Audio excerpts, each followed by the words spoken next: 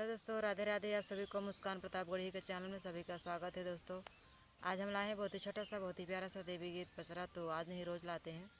तो आप लोग प्लीज़ हाथ जोड़ के रिक्वेस्ट है हमारे चैनल को और सपोर्ट करिएगा और हमें ढेर सारा प्यार आशीर्वाद दीजिएगा। काम बहुत जल्दी जल्दी है दोस्तों, फिर से वीडियो बना रहे हैं जल्दी जल्दी में। तो आप लोग प्लीज़ सपोर्ट कर दीजिएगा। बहुत सारा काम आ गया है, 1 महीने तो काम ही काम, पता नहीं कितना काम आ गया है। सबके तानी मिया फरेलानी माँ कौरी हो हमार निमियाना। सबका तानी मिया फरेलानी माँ कौरी हो हमार निमियाना। हो हमार निमियाना। बाहै झुर झुर बयरिया हो हमार निमियाना।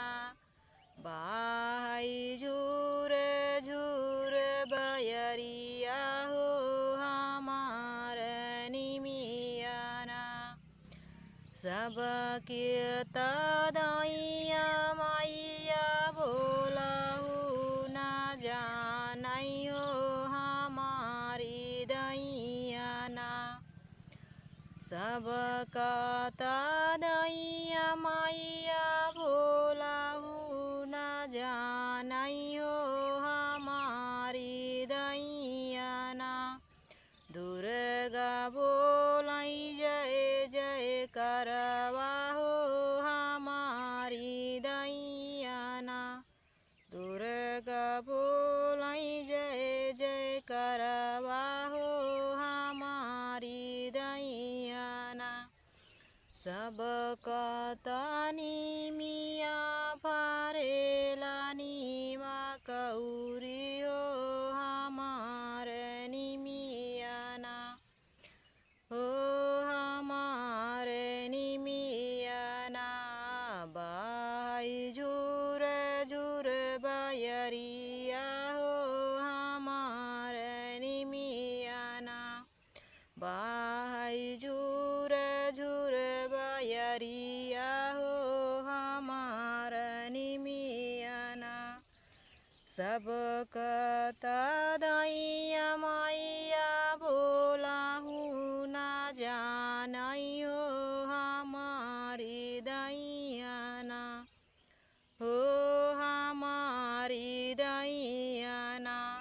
शीतला बोलै जय जय करवा हो हमारी दैयाना। शीतला बोलै जय जय करवा हो हमारी दैयाना। सबका तानी मिया फरेलानी माँ कौरी हो हमार निमियाना।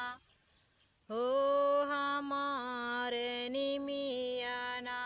बाहै झुर झुर बयरिया हो हमार निमियाना। बाहै झुर झुर बयरिया हो हमार निमियाना। सबका तदैया मैया बोलाहु ना जानै हो हमारी दैयाना। हो हमारी दैयाना। चौरा बोलै जय जय करवा हो हमारी दैयाना। चौरा मैया बोलै जय जय करवा हो हमारी दैयाना। सबका तानी मिया फरेलानी माँ कौरी हो हमार निमियाना। हो हमार निमियाना। बाहै झुर झुर बयरिया हो हमार निमियाना। सबका तदैया मैया बोलाहु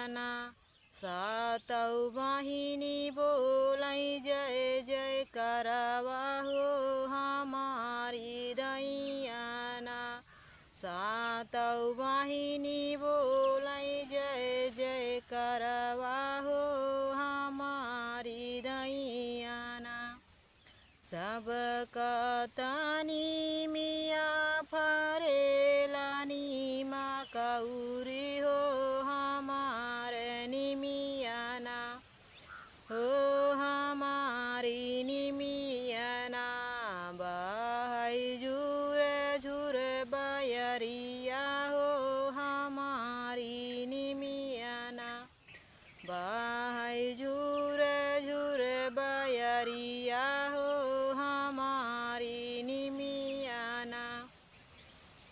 गाना कैसा लगा दोस्तों, आप लोग प्लीज़ कमेंट बॉक्स में ज़रूर बताइएगा।